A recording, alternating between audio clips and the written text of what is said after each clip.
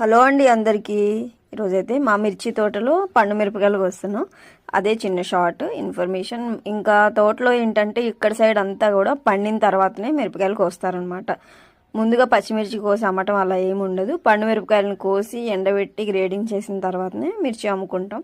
ఈ పచ్చళ్ళు సీజన్ కూడా ఇదే అనమాట. ఫస్ట్ కోతకి రెండో కోతకి అలా పండు మిరపకాయలు పచ్చడి పట్టుకునే వాళ్ళు. టమాటా కానీ ఇంకా సొరకాయ, గోంగూర, ఈ పచ్చళ్ళన్నీ పట్టుకునే వాళ్ళు కూడా కొనుక్కునే టైం అనమాట. ఎప్పటికప్పుడు కొనుక్కొని ఇట్లా కోసిన వాళ్ళ దగ్గర కొనుక్కొని పచ్చళ్ళు రోట్లో రుబ్బుకొని చేస్తూ ఉంటారు. మా సైడ్ అయితే ఇలా ఉంటుంది.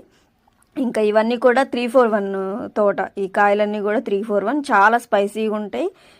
చూడండి ఎంత పొడవు ఉన్నాయో కాయలు కూడా లావు ఉంటాయి. అట్లానే చాలా స్పైసీ ఉంటాయి. వీటి రంగు కూడా చాలా ఉంటుంది అనమాట. మనం కలర్స్ ఏమి యూజ్ చేసుకోవాల్సిన అవసరం లేదు. కారానికి కూడా అంత ఘాటు ఉంటాయి. మనకి కారం 1 year వరకు అలా స్టోర్ ఉండేది. మేము పట్టుకునేది అంతా కూడా ఈ చెల్లదనమాట.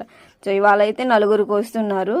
ఇంకా మొత్తం ఇవి ఫస్ట్ కోత కాబట్టి ఎక్కువ గుబురుగా అలా ఆకులు అనేవి ఎక్కువగా ఉంటాయి. మూడో కోతకి అలా కొద్దిగా తక్కువ ఉండి పెరుగుతాయి కాబట్టి ఇప్పుడు కంటే కింద కిందే ఉంటాయి అనమాట. ఫస్ట్ పడిన కాపంతా కూడా దూరకాయలను వదిలేసి పండిన కాయల్ని, బాగా పండిన కాయలని కోసేస్తాం. దూరకాయలను కోసామనుకోండి మళ్ళీ తాలుగాయలు అవుతాయి అనమాట.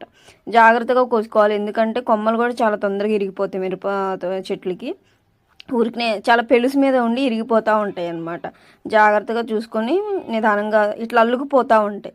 ఈ పాయలు ఉన్నాయి కదా దారుల్లాగా, అలా వాటిలో అల్లుకుపోయి ఉంటాయి కాబట్టి అది నిదానంగా చూసుకొని తీసుకొని కోసుకోవాలి. సో కాలువ పక్కనే ఉంటుందండి మా దిబ్బ అయితే. ఇంకా ఈ కోత కోయడం అయిపోగానే మళ్ళీ తడపాలి దిబ్బని. ఎప్పుడైనా సరే మిర్చి కోసిన వెంటనే ఒక తడుపు అయితే తడుపుతారు.